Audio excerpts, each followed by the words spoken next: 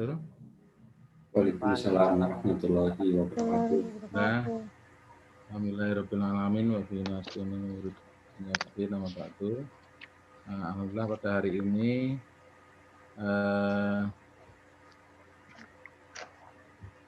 hari-hari yang ditunggu-tunggu bagi Mas Bagi telah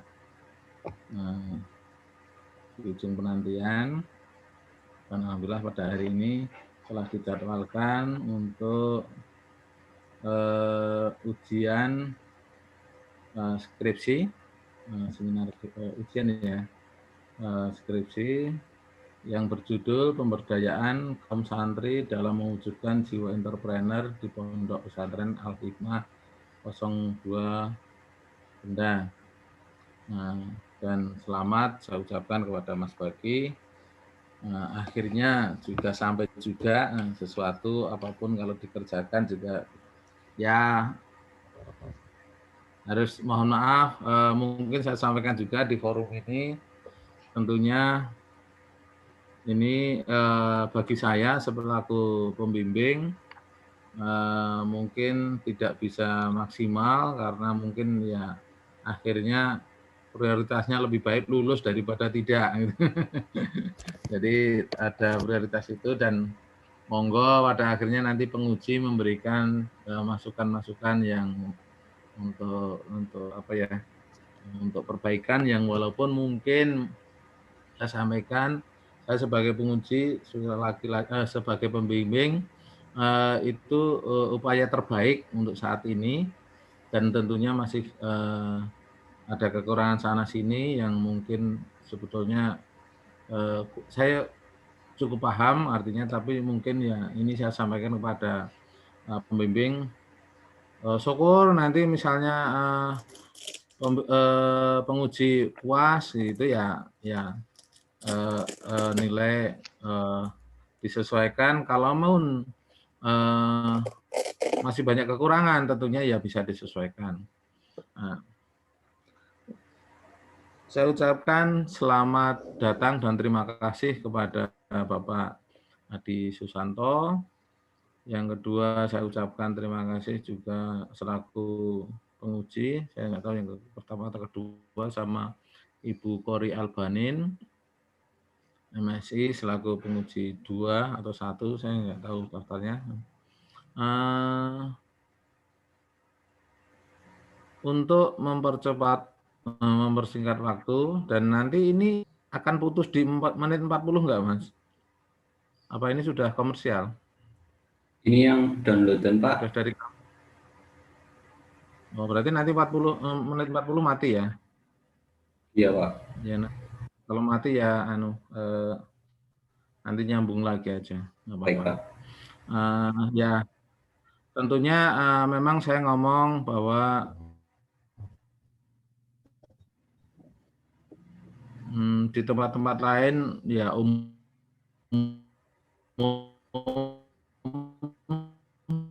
ujian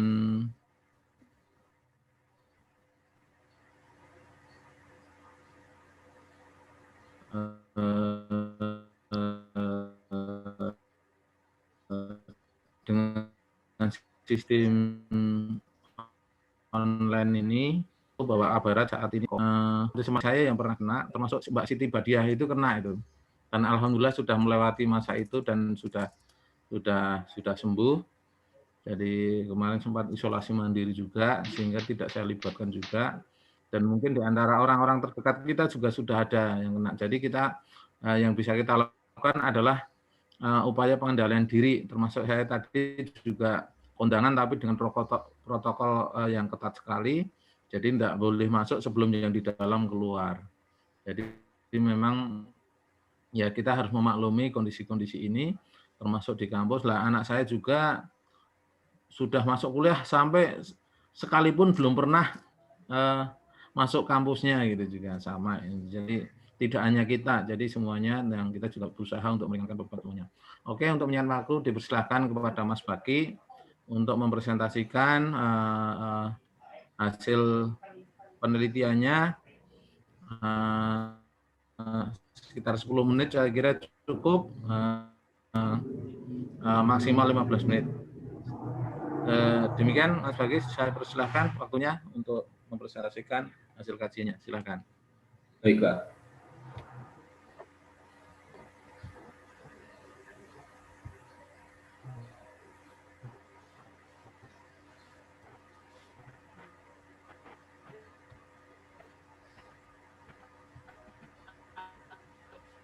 Bismillahirrahmanirrahim. Assalamualaikum warahmatullahi wabarakatuh.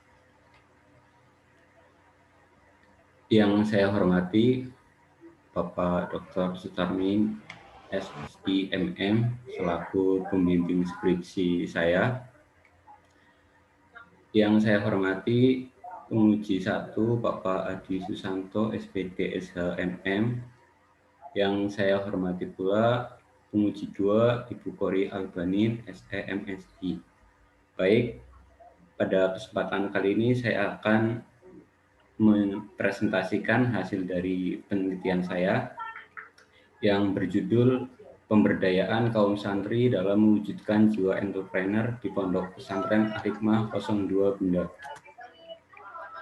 Untuk latar belakang penelitian sendiri, dalam menghadapi era kompetitif seperti sekarang, salah satunya dengan adanya pasar bebas, tentu dibutuhkan kemampuan dalam membangun sumber daya manusia yang kompeten. Hal ini bisa dilakukan di pondok pesantren karena sebagai lembaga pendidikan. Sedikit merujuk daripada pendapatnya Arza tahun 97 yang dikutip oleh Nazir tahun 2015 yang menjelaskan bahwa pesantren sekarang diharapkan tidak lagi sekedar memainkan fungsi tradisionalnya, yaitu transmisi dan transfer ilmu-ilmu Islam, pemeliharaan tradisi Islam, dan reproduksi ulama. Akan tetapi juga menjadi pusat penyuluhan kesehatan, pusat pengembangan teknologi tepat guna bagi masyarakat pedesaan, pusat-pusat usaha penyelamatan dan pelestarian lingkungan hidup, lebih penting menjadi pusat pemberdayaan ekonomi masyarakat dan sekitarnya.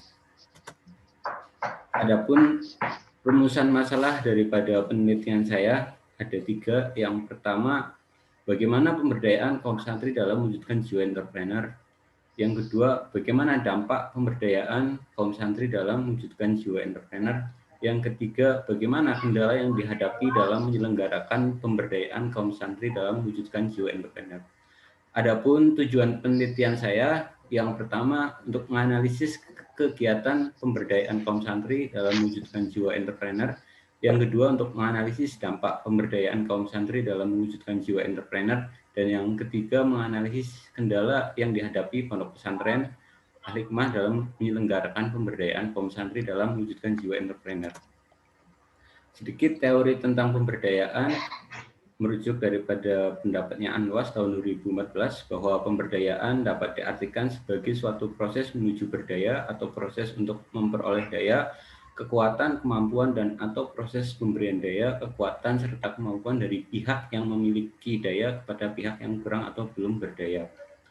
Adapun konsep pemberdayaan sendiri menurut raport tahun 84, pemberdayaan adalah suatu cara dengan mana rakyat, organisasi, dan komunitas diarahkan agar mampu menguasai atau berkuasa atas kehidupannya. Pemberdayaan merupakan konsep yang berkaitan dengan kekuasaan. Untuk tujuan pemberdayaan sendiri, menurut Prof. Haryono Suyono mengatakan bahwa pemberdayaan bukan membentuk Superman, tetapi dalam pemberdayaan perlu membentuk super team. Sekilas teori terkait entrepreneur, menurut Rianti tahun 2003 bahwa entrepreneur adalah sebagai orang yang pandai atau berbakat dalam mengenali produk baru, menentukan cara produksi baru, menyusun operasi untuk pengadaan produk baru, memasarkan produk yang dihasilkan, dan mengatur permodalan operasinya. Untuk orientasi entrepreneur sendiri, menurut Lain tahun 2000 menyatakan bahwa ada 5. Yang pertama itu otonomi, yang kedua sikap inovatif, yang ketiga pengambil risiko, yang keempat sikap proaktif, dan yang kelima sikap bersaing secara agresif. Sekilas terkait teori tentang pondok pesantren, menurut Suhartini tahun 2005 bahwa pesantren merupakan lembaga pendidikan Islam tertua di Indonesia yang dalam perjalanannya mengalami pertumbuhan dan perkembangan, baik secara kuantitas maupun ragam tipe dan coraknya, sehingga pesantren memegang peranan yang penting dalam beberapa aspek. Adapun untuk tujuan ataupun 3 fungsi dari pondok pesantren sendiri, yang pertama itu sebagai pusat pengkaderan pemikir-pemikir agama, yang kedua sebagai lembaga yang mencetak sumber daya manusia, yang ketiga sebagai lembaga yang mempunyai kekuatan melakukan pemberdayaan pada masyarakat. Adapun untuk kerangka pemikiran dalam penelitian saya, ada Pondok Pesantren Al-Hikmah 02, lalu pemberdayaan santri, selanjutnya jiwa entrepreneur, terus proses pemberdayaannya, bagaimana faktor-faktor pendukung dan penghambat pemberdayaan, lalu selanjutnya dampak positif dan negatif dari pemberdayaan. Untuk penelitian yang saya lakukan sendiri berjenis menggunakan dengan metode kualitatif sesuai dengan pendapat daripada Sugiono tahun 2016 bahwa penelitian kualitatif berlandaskan pada filsafat positivisme yang digunakan untuk meneliti pada kondisi objek yang alamiah, di mana peneliti adalah sebagai instrumen kunci. Untuk waktu penelitian sendiri dilaksanakan pada bulan Agustus tahun 2020 dengan teknik pengumpulan data melalui ataupun menggunakan wawancara semi terstruktur, observasi, dan dokumentasi.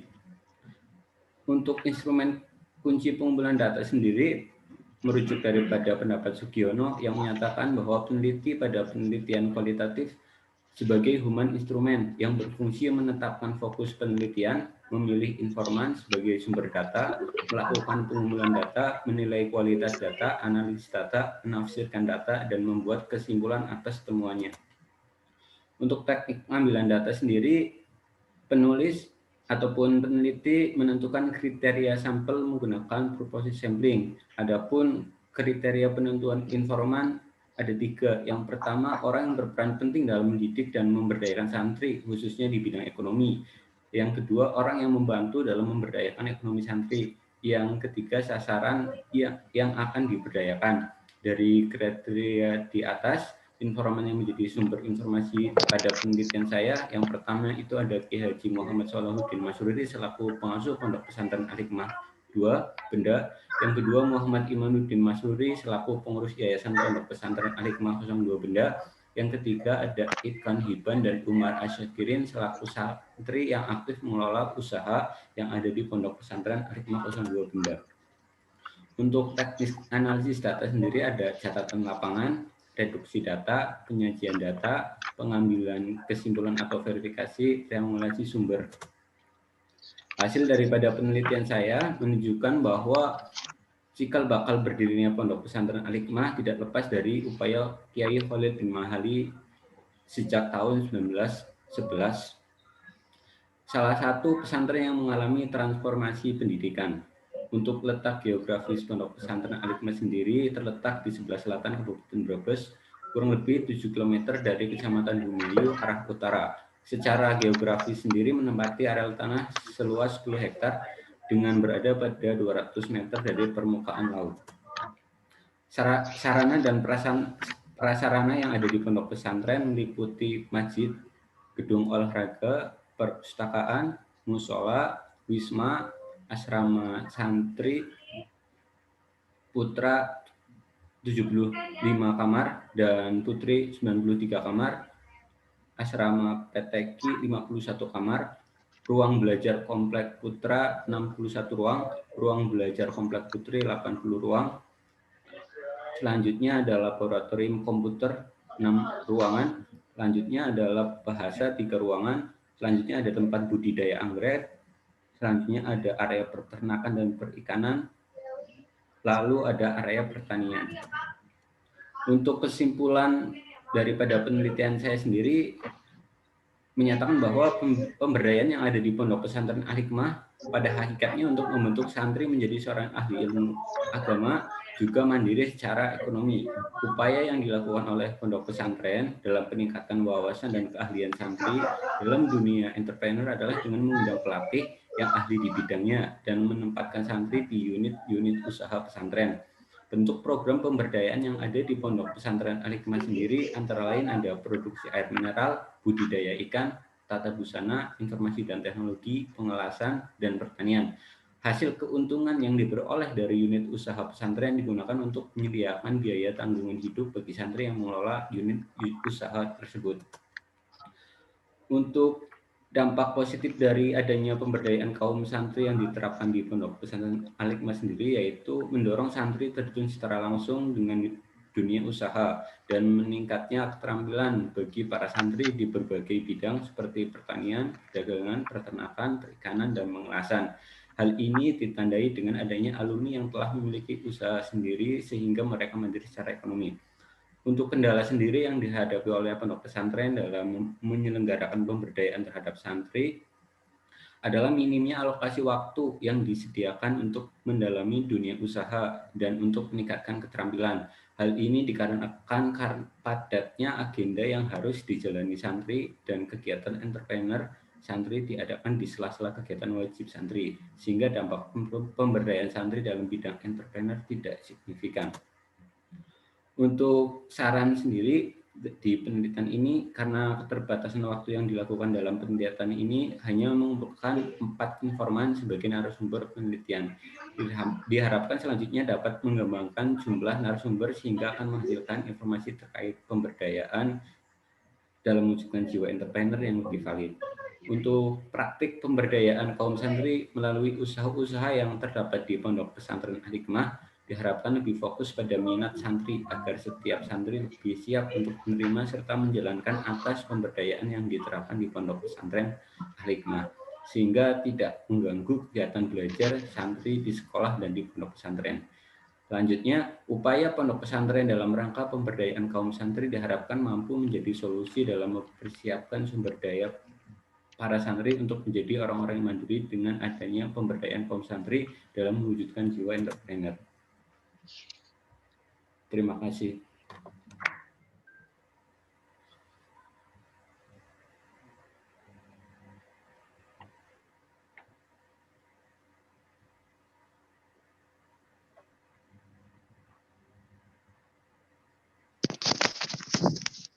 Oke, mohon maaf, mood ya tadi.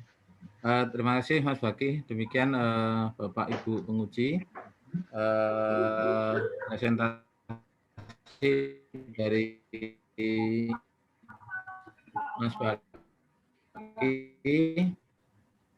Satu hal yang kelihatan langsung kesimpulan gitu. Nah, itu mungkin bagian dari yang memang harusnya di kualitatif itu kuat di analisisnya, bagaimana reduksinya gitu kan.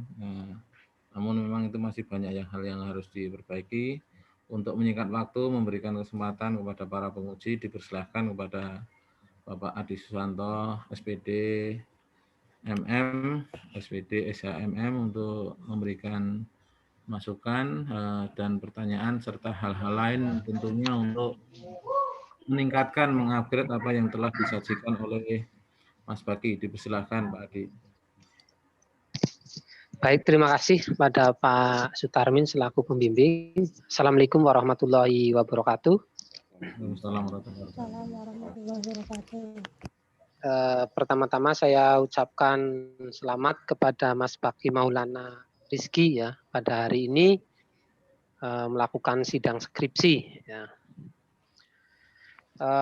Langsung saja Mas Baki dan Pak Sutarmin dan Bu Hori, memang ini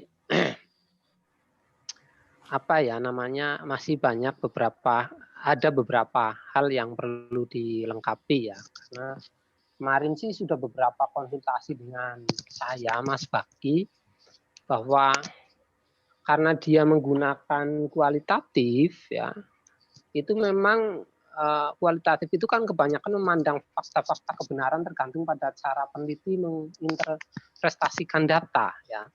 Tadi betul sekali yang disampaikan oleh Pak Sutarmin ya. Jadi analisisnya ini ya. Walaupun sebetulnya saya lihat usahanya sudah ada perubahan di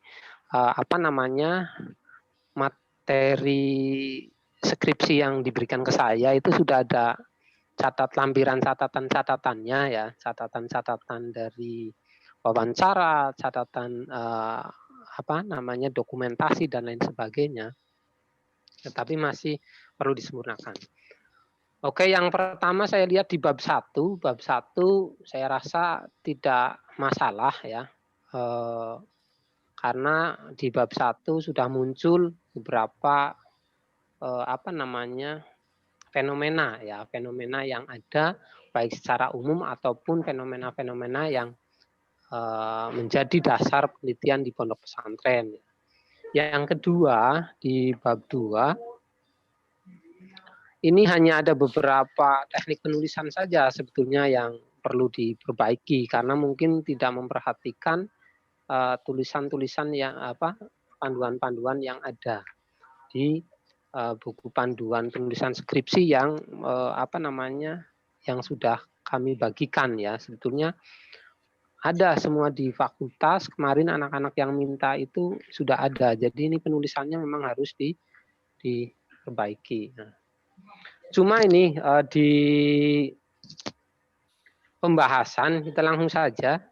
Di pembahasan itu tadi yang dikatakan Pak Sutarmin itu betul itu di pembahasan itu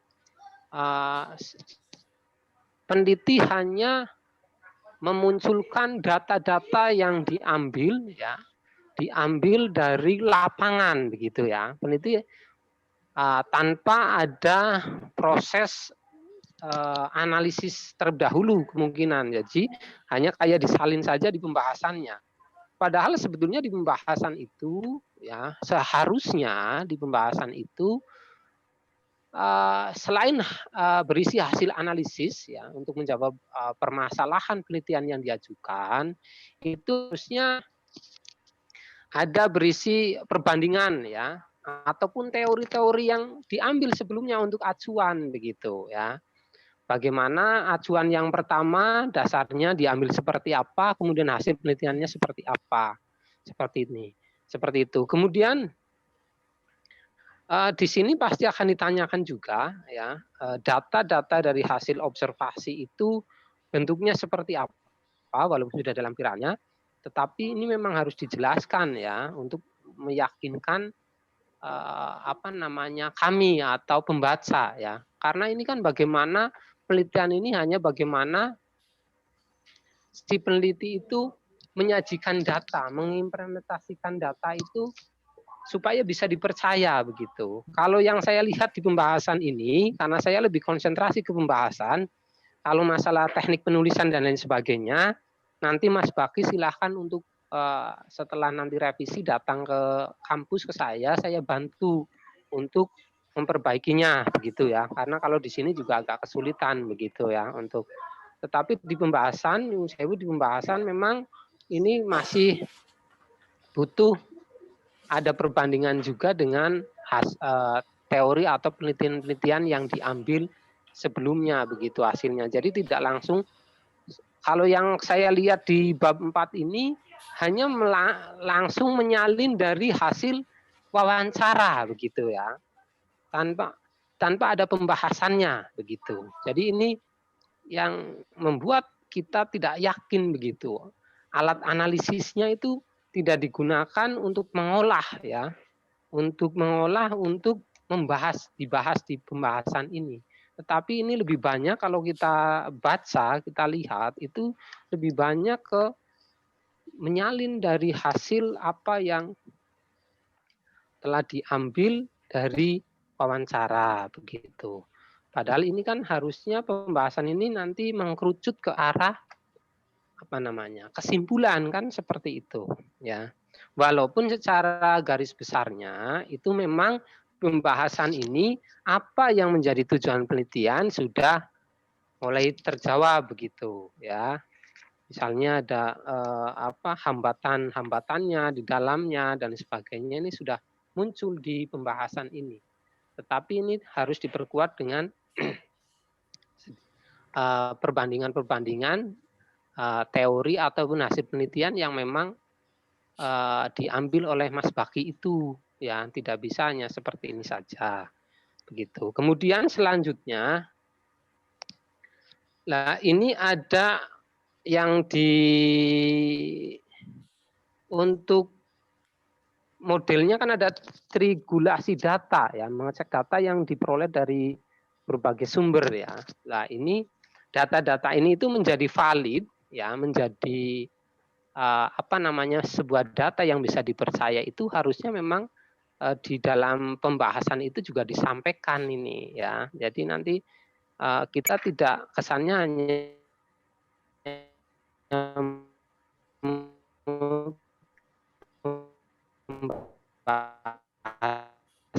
pembahasan itu membaca dari hasil yang memang salin di deskripsi model salinan-salinan wawancara, kebanyakan kan seperti itu. Itu seperti itu. Walaupun teknik wawancaranya ada tanggal, ada itunya sudah masuk, tapi ini di pembahasan itu seharusnya dibahas ya, tidak hanya seperti itu. Kemudian selanjutnya untuk kesimpulannya sendiri, kami tidak mempersoalkan kesimpulannya ya. Saran dan kesimpulannya kami tidak mempersoalkan karena itu memang di kualitatif ini kan memang peneliti berhak ya, karena memang itu pendapat-pendapat atau hasil-hasil yang lapangan itu yang memang disajikan ya ke kami atau ke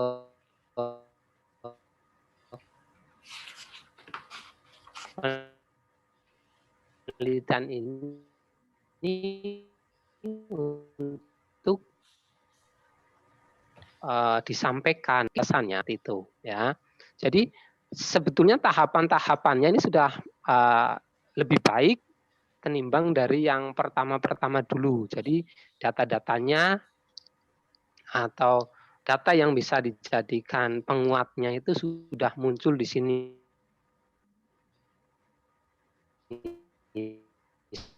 Seperti dulu saya ingat belum ada wawancara, kemudian juga ada dokumentasinya, kemudian untuk kepercayaan pembaca kami percaya karena di sini didukung juga dengan kegiatan-kegiatan yang didokumentasikan lewat foto, baik itu kegiatan perekonomian kewirausahaan yang ada di pondok pesantren begitu ya. Ini sebetulnya ya secara keseluruhan bisa diterima sebetulnya bahwa kamu betul-betul melakukan penelitian, tetapi secara hasil data meyakinkan kamu harus melakukan perbaikan di pembahasannya begitu ya. Nanti pembahasannya misalnya hasil penelitian kamu seperti apa ya, mungkin ada teori yang mendukung yang sama atau tidak. Kalau sama ya berarti persamaannya seperti apa, kalau walaupun ini kan hanya lebih banyak ke data yang kamu gali sendiri pribadi ya, bukan berdasarkan angka. Tetapi memang harus ada hal-hal yang dibahas di situ, bukan hanya untuk melakukan pengkopian dari wawancara saja. Kemudian masih banyak yang salah untuk penyusunan skripsinya ya, tidak sesuai dengan tidak sesuai dengan buku panduan ya. Nanti masalah itu bisa nanti ketemu langsung, nanti kita perbaiki Mas Baki.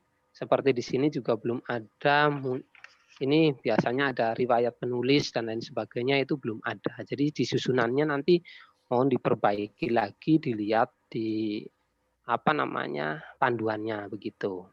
Pak Sutarmin, saya rasa itu yang bisa saya sampaikan. Saya lebih menitik beratkan ke pembahasannya. Jadi pembahasannya nyuwun sewu masih agak mentah begitu Pak Sutarmin. Jadi nanti bisa diperbaiki begitu. Saya rasa itu Pak Sutarmin yang bisa saya sampaikan, dan Mas Baki mohon dicatat. Nanti bisa setelah itu nanti untuk bahan perbaikan. Begitu Pak Sutarmin, terima kasih. Saya cukup. Assalamualaikum warahmatullahi wabarakatuh. Waalaikumsalam warahmatullahi wabarakatuh. Terima kasih kepada Pak Adi untuk memberikan masukan yang cukup baik untuk skripsi ini. Mungkin Mas Baki juga saya nambahkan sedikit. Saya biasanya terus terang sebagai pembimbing tidak pernah menguji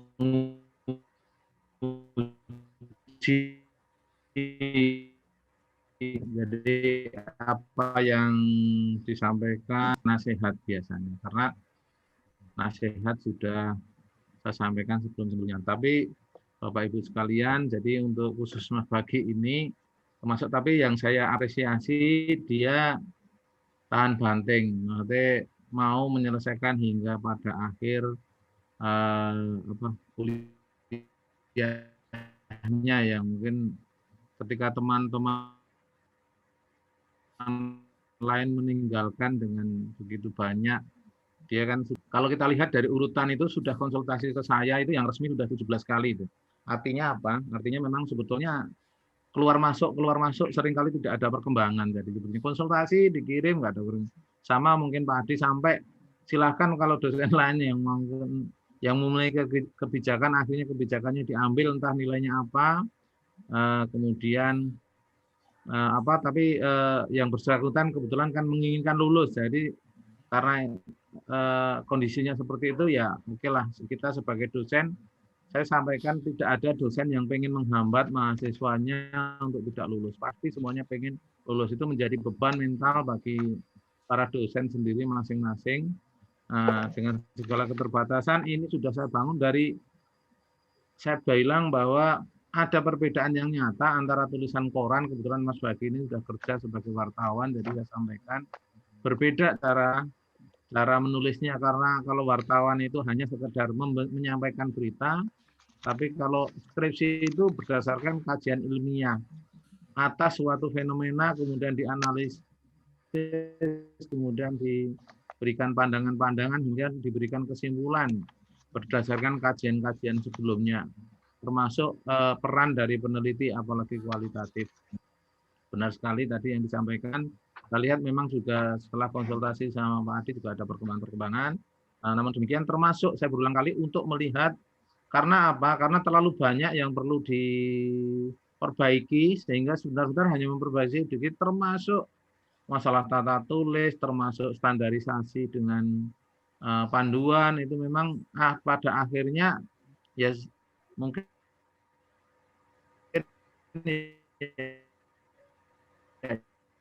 itu jalan yang terbaik untuk saat ini. Dan saya minta tolong kepada memberikan konsultasi perang, bukan apalagi ini kualitatif yang jarang ada, metode triangulasinya pun gitu kan, itu saya sampaikan bahwa ketika Mas Bagi sudah masuk proposal itu belum sama sekali menguasai metodologi kualitatif. Jadi sampai saya kasih buku, saya pinjamkan contoh yang kualitatif, itu harapannya supaya nggak terlalu jauh sepertinya kayak gitu. Tapi ya ini sudah jauh lebih baik ya, saya katakan jauh lebih baik dari awal-awal seperti apa. Nah ini mungkin saya selaku dosen pembimbing itu menjadi kewajiban saya untuk mengantarkan Mas Bagi, Maulana juga, karena saya memiliki suatu keyakinan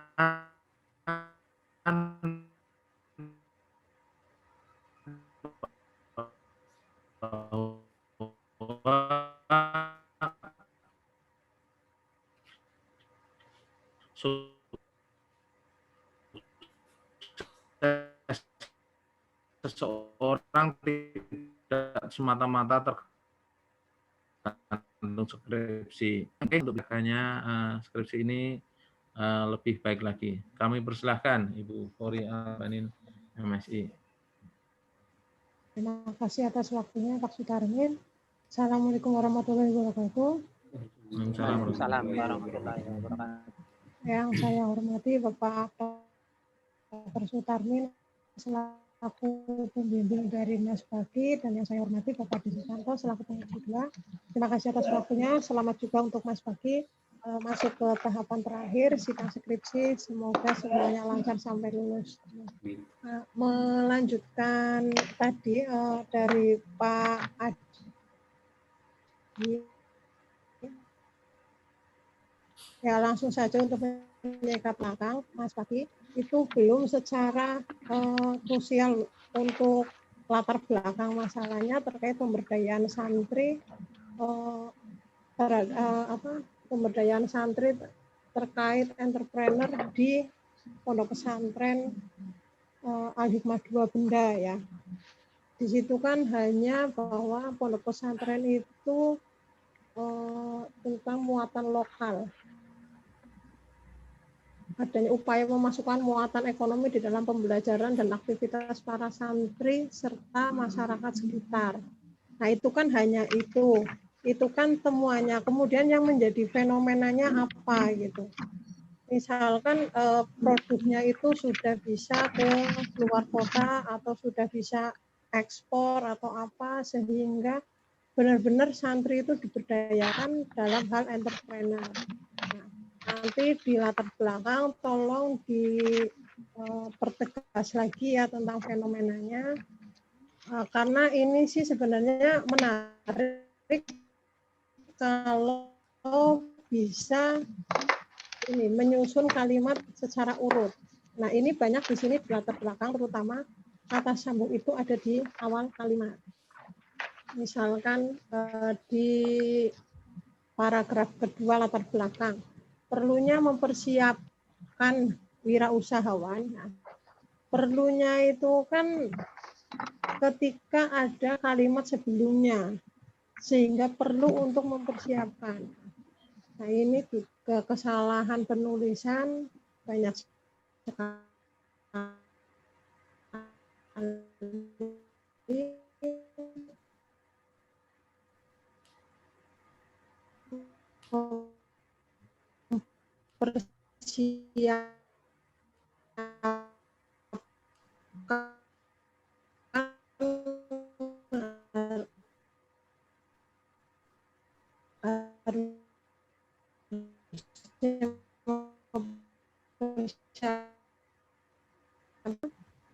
Karena nanti kurang satu atau lebihan huruf juga beda artinya.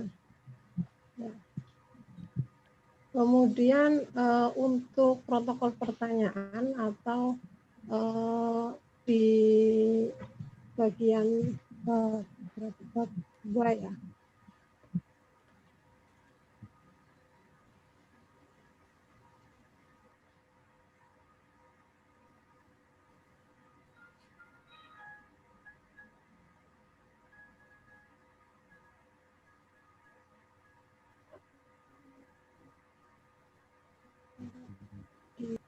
Kalau tidak salah untuk penelitian kualitatif itu bukan kerangka pemikiran tapi alur penelitian nggih Pak Sutarmin. Halo Pak Sutarmin. Iya benar Bu, alur pakainya alur. Ya, alur penelitian. Jadi mulai dari mulai dari pondok pesantren sampai nanti ada reduksi datanya bagaimana gitu, triangulasi data kan, penggunaannya kan triangulasi data. Kalau ini baru kerangka penelitian bukan kerangka berpikir. Nah, setelah itu nanti untuk pertanyaan penelitian ini kok ada 3 dengan hampir sama jenis pertanyaannya ya. Maksudnya A sama B. Lah, C itu kumpulan dari A sama B atau berbeda itu gimana Mas Fakir? Yang di bab 2, Bu. Ya, untuk pertanyaan penelitian, karena setahu saya kan kalau kualitatif itu kan hanya poin-poinnya saja dan itu tidak dimasukkan.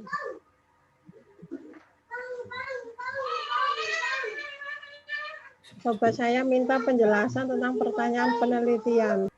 Untuk pertanyaan penelitian sendiri, saya susun untuk menggali data, Bu. Jadi tidak terbatas, Bu. Model pertanyaan ke apa namanya? Ke respondennya. Iya, Bu. Itu saya bedakan antara pengasuh, ya. pengurus, dan santri. Itu ada di lampiran, Bu. Ya, ada ya. Nah, ini perbedaan A, B. Pertanyaan mengenai pemberdayaan kaum santri ada 3. Kemudian yang kedua mengenai kondisi pemberdayaan ada 2. Kemudian ada mengenai dampak ada 2. Sama yang keempat itu penggabungan dari 1, 2, 3 ya? Iya, Bu.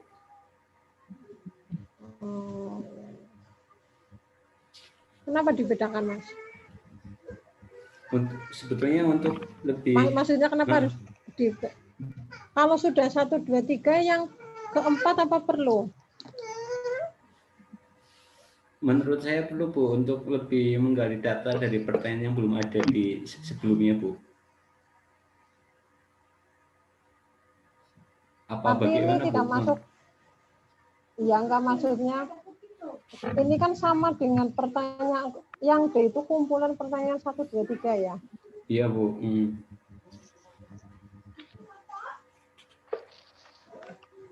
Tapi ada perbedaan juga karena kalau kumpulan 1, 2, 3 itu kan cuma 7, sedangkan yang D ini ada 9 ya, ada 9. Perbedaannya apa? Karena kalau beda juga ada pertanyaan yang sama. Saya minta penjelasannya aja. Kalau di poin D sendiri lebih mengeksplor data dari informan, Bu, terkait pemberdayaan. Misalkan alasan untuk menerapkan pemberdayaan itu bagaimana, itu.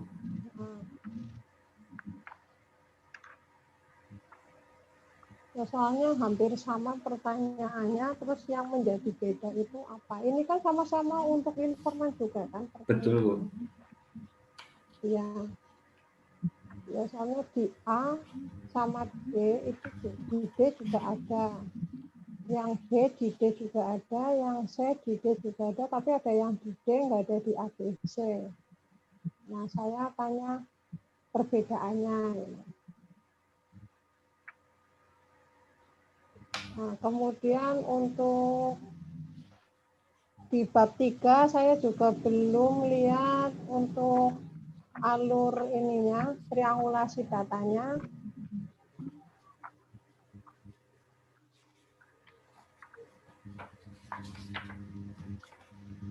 Oh, ini triangulasi sumber ya. Yang untuk bab 4 tadi hampir sama dengan Pak Adi. Untuk kejelasannya bagaimana kalau hasil wawancara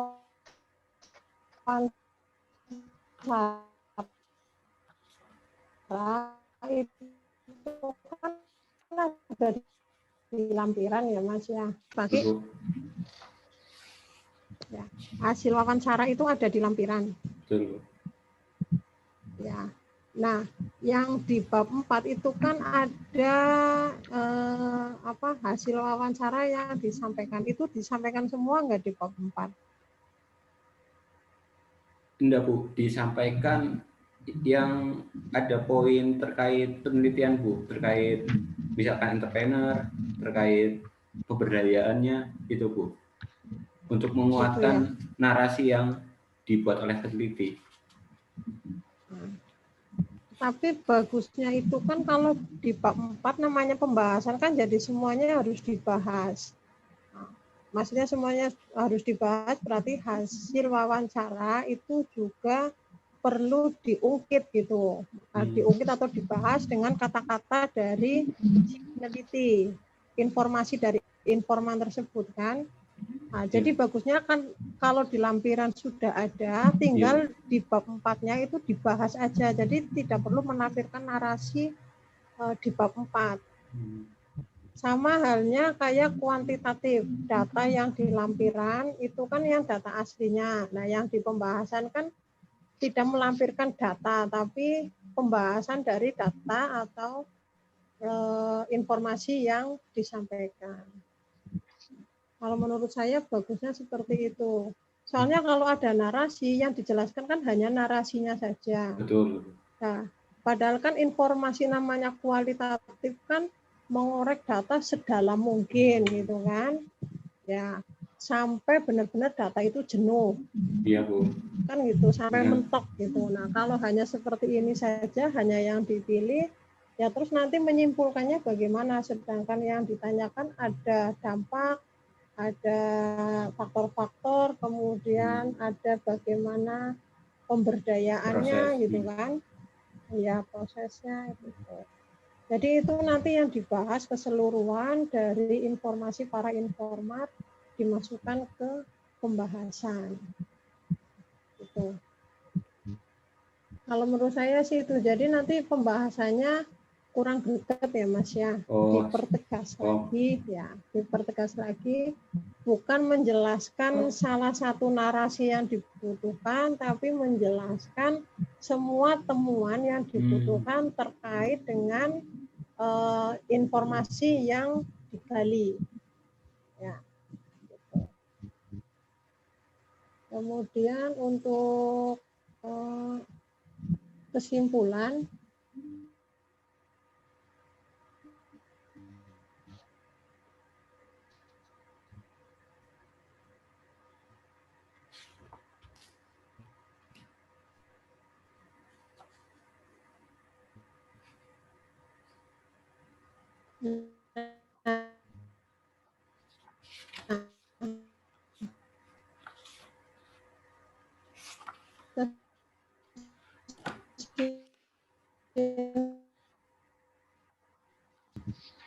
halo Mas Paki. Iya, Bu. Oh, nah, di kesimpulan poin 2 itu kan ada dampak positif. Iya, Bu. Ya, apakah hanya dampak positif atau dampak negatif juga disampaikan oleh informan, tapi tidak dimasukkan ke dalam kesimpulan.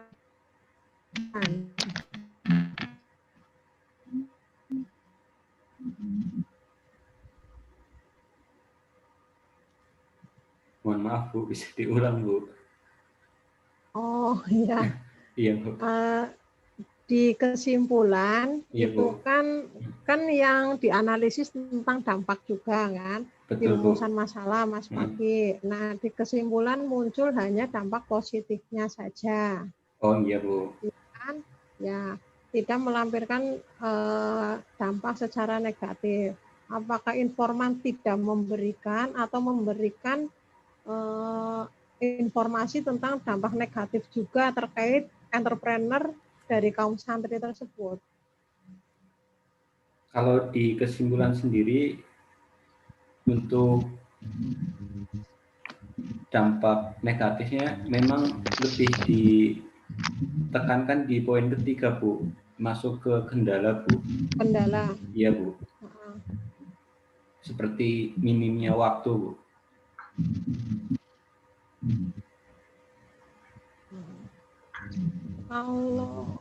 Kalau kendala itu kan kesulitan ya. Kalau dampak negatif akibat, ada perbedaan makna. Nggih, mboten Pak Sutarmin. Iya, betul. Iya. Jadi Ya, ada perbedaan, maksudnya kendala ada sendiri, dampak negatif juga ada sendiri gitu ya Pak Sutarmin. Jadi kalau kendala itu diprosesnya, hasil dari hambatan tersebut. Kendala itu diprosesnya, Ya. sedangkan dampak itu pada Dampak produk itu atau hasil. hasilnya. Misalnya Iya. seseorang jadi malas itu kan salah satu ketika merasa sudah bisa cari uang misalnya gitu kan, jadi malas untuk belajar itu. Tapi kalau kendala benar tadi misalnya kurangnya waktu, karena memang santri itu disiapkan bukan untuk jadi pengusaha sebetulnya, bisa jadi disiapkan untuk menjadi ulama misalnya gitu. Itu benar, jadi memang sesuatu yang berbeda, Mas. Ya. Jadi mungkin hanya dampak saja, tidak menunjukkan positif dan negatifnya ya Pak Sutarmin ya, agar Ya, nanti memang tidak maksudnya memunculkan pertanyaan. Bisa ditambahkan juga nanti. Ya. Ada. Ya ini mungkin beberapa tadi pertanyaan atau masukan dari saya Pak Sutarmin, kurang lebihnya nanti bisa pada saat revisi ya. Yang penting kalau saya tadi menekankan di latar belakangnya sama pembahasan, karena itu nanti akan dibaca semua orang. Ya. Terima kasih. Sekian. Assalamualaikum warahmatullahi wabarakatuh. Waalaikumsalam. Waalaikumsalam warahmatullahi wabarakatuh. Ya. Terima kasih kepada Ibu Polri yang telah memberinya dan masukannya, dan saya sangat setuju apa yang disampaikan Ibu Polri, karena pertama seperti tadi, kalau saya tidak mengizinkan tanda tangan sudah konsultasi 17 kan kayaknya kok terlalu kebangetannya saya, jadi paling enggak kan jadi penguji lain kan memahami situasi. Akhirnya saya harus meng-ACC, apalagi sempat dibantu sama Pak Adi untuk ya silahkan seperti apa kondisinya. Namun demikian saya juga menambahkan dan menyimpulkan beberapa yang telah disampaikan oleh kedua penguji. Yang pertama, Mas Bagi menjadi perhatian utama. Jadi memang masih banyak sekali ya Mas Bagi ya. Kemarin berulang kali saya menyampaikan untuk dibaca temennya atau pacarnya, calonnya kan sudah punya itu ya. Jadi untuk karena yang membaca orang lain itu akan baru kelihatan janggalnya itu. Tadi masukan-masukan yang saya simpulkan dari kedua penguji. Yang pertama tadi dari Pak Adi, ini fokus, ini hanya sebagian ya Mas ya. Yang fokus adalah membaca, analisis itu kurang nendang, jadi kurang memberikan ilustrasi baik antara di wawancarai sama itu. Saya tanya Mas Wagi itu kemarin wawancaranya terstruktur atau semi struktur atau bebas Mas? Semi struktur Pak.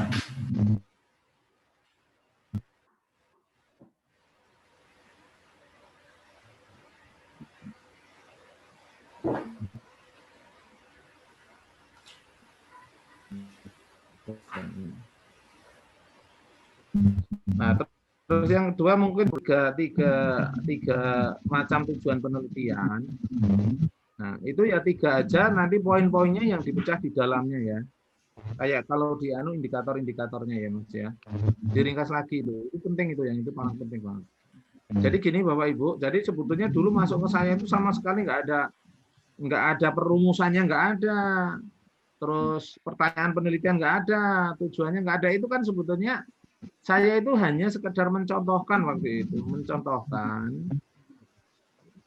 kualitatif itu tetap harus ada tujuannya, harus ada pertanyaan atau pernyataan penelitian, nggak ada hipotesis nggak apa-apa, tapi harus ada, karena itu nanti yang akan menjadi pegangan untuk menganalisis dan kesimpulan. Itu waktu itu saya hanya nyontohkan sebetulnya, pertama kondisinya seperti apa, yang kedua dampaknya seperti apa, yang ketiga itu nilainya seperti apa. Itu sebenarnya waktu itu hanya saya contoh, malah langsung dipakai kayak gitu. Jadi kan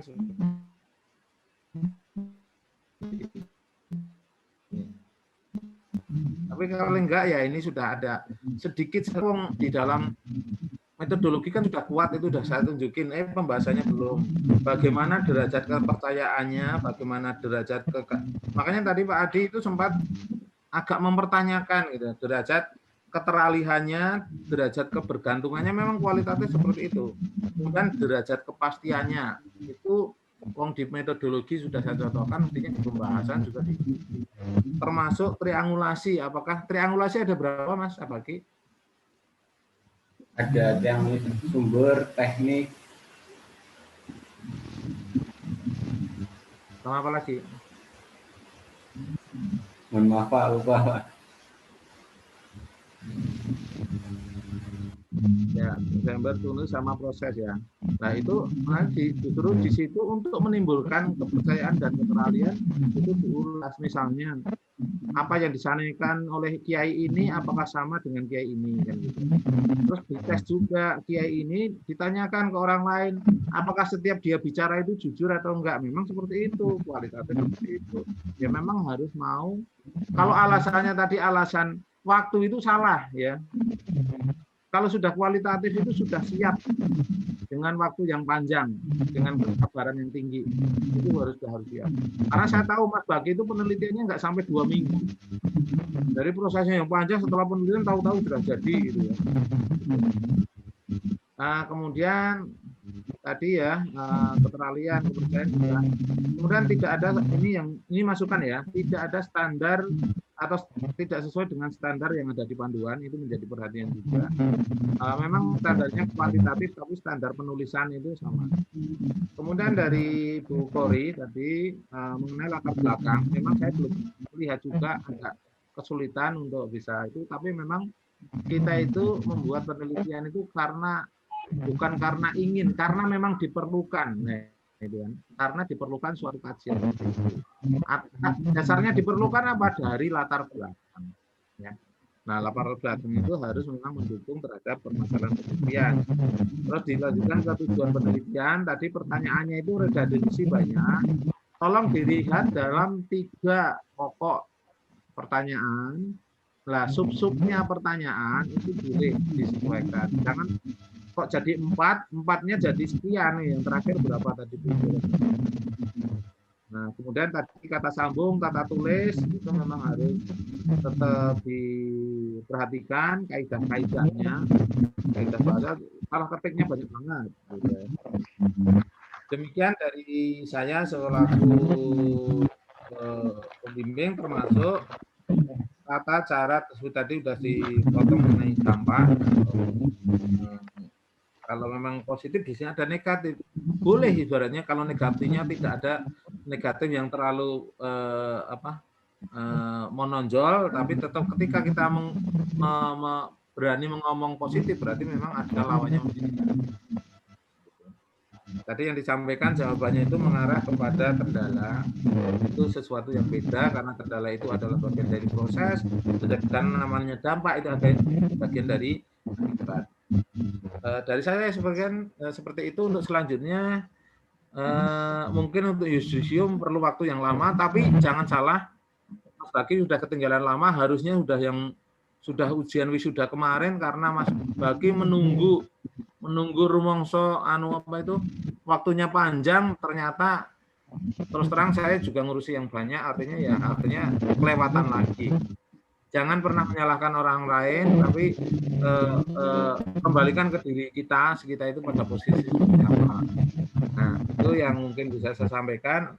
Saya ucapkan selamat. Nanti untuk selanjutnya Mas Bagi juga konsultasi sama Pak Adi dan Bu Kori untuk perbaikan.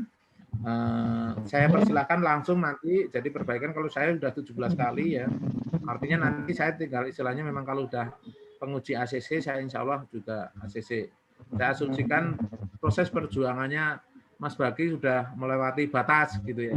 Artinya batasnya ya sampai situ gitu kan. Nah, dan juga selamat sudah bekerja walaupun freelance mungkin seperti itu. Tapi juga ya Mas Bagi ya. Mas Bagi kan ini permintaan khusus ini. Mas Bagi kan wartawan, ya kan? Siap. Wartawan, ya artinya semuanya akan dibaca. Tulisan-tulisannya ya mengandung perlihatkan bahwa Anda itu seorang lulusan sarjana, ya. Sarjana, bisa berhadapan lagi kan. Tunjukkan misalnya contoh kayak Mbak Siti Badiatul gitu kan. Dari Universitas Peradaban kuliah di Unsur IP-nya 4 lah, itu contoh yang mengangkat gitu ya, contoh yang mengangkat. Jadi contoh-contoh seperti itu baiknya juga bagian dari misi kita ya gitu kan. Dosen misinya ya kita nggak pernah pengen menghambat. Oke, dari saya cukup sekian. Mungkin dari Pak Adi atau Bu Kori masih menambahkan. Kalau nggak ada nanti Saya cukup Pak Sutarmin, paling waktunya saya tunggu 1 minggu, 2 minggu maksimal itu sudah harus revisi Pak, biar cepat selesai begitu. Ya. Oke, terima kasih. Sebetulnya revisi itu kalau diniatin nggak sampai 3 hari, setahu saya. Tapi masalahnya kalau nggak dikerjakan mau setahun pun nggak rampung. Ya, jadi sudah dibatasi, terserah mau seperti apa. Ketika Mas Baki nanti sampai melewati itu, akhirnya Pak Adi sudah memberikan ancang-ancang loh ya. Maksudnya kalau seandainya lebih dari itu nanti terlewatkan lagi ya, bukan kesalahannya yang nyampaikan. Jadi harapan saya Mas Baki fokus diselesaikan. Istilahnya nanti ibaratnya tinggal berangkat wisuda gitu aja. Kalau misalnya sudah selesai, gimana Bu Kori? Ada tambahan? Cukup, Pak. Cukup, oke. Kalau cukup Mas Baki silakan ada closing, silakan. Mbak. Terima kasih untuk Bapak Adi, Bu Kori, dan Bapak Sutarmin. Saya ucapkan mohon maaf karena banyak kekurangan dan kesalahan ataupun tindakan yang kurang berkenan. Dan juga sekali lagi saya ucapkan banyak terima kasih atas bantuannya untuk bisa mengantarkan saya sampai pada tahap ini. Kurang lebihnya itu.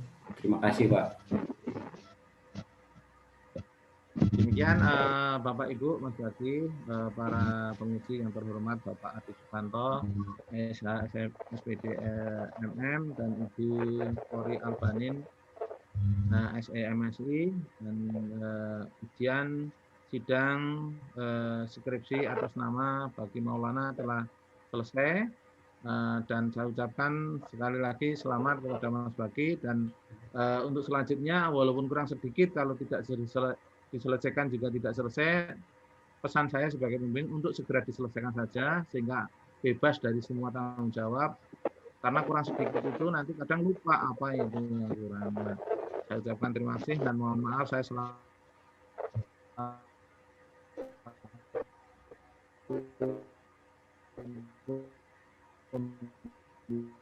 pembimbing dan ketua sidang atas silakan.